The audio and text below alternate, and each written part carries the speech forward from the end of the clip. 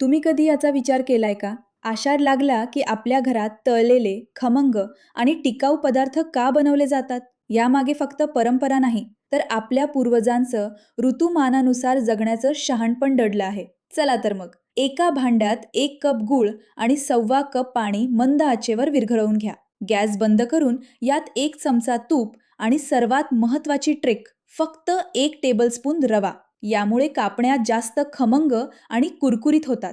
आता हे मिश्रण पूर्ण थंड झाले की एका परातीत 3 कप कणिक, 1 टेबलस्पून बेसन, बडीशेप वेलची पूड आणि चिमूटभर मीठ एकत्र करा. गुळाचं थंड पाणी थोडे थोडे घालून घट्ट पण मऊ पीठ मळून घ्या. तुमच्या घरी आषाढात कोणती खास रेसिपी बनते? मला कमेंट्समध्ये नक्की सांगा. आता वरून थोडं तूप लावून 10 मिनिटं मुरू द्या. या पिठाचा गोळा घेऊन मध्यम जाडीची पोळी लाटून घ्या. जास्त पातळ केली तर कडक होतील आणि जाड राहिली तर आतून कच्च्या राहतील. आता यावर खसखस पसरवून लाटण्याने ती दाबून घ्या. सुरीने याचे मस्त डायमंड शेप काप करून घ्या. कढईत तेल गरम करा आणि हे काप हळूवार सोडा.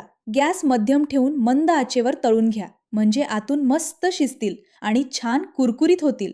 हळूहळू याचा खमंग सुगंध सुटेल आणि सुंदर सोनेरी तांबूस रंग येईल. बघा, काय सुरेख रंग आलाय. अशा प्रकारे अनेक दिवस टिकणाऱ्या आपल्या पारंपरिक कापण्या तयार आहेत. ही रेसिपी नक्की सेव्ह करा, मित्रांसोबत शेअर करा आणि अशाच रेसिपींसाठी फॉलो करायला विसरू नका.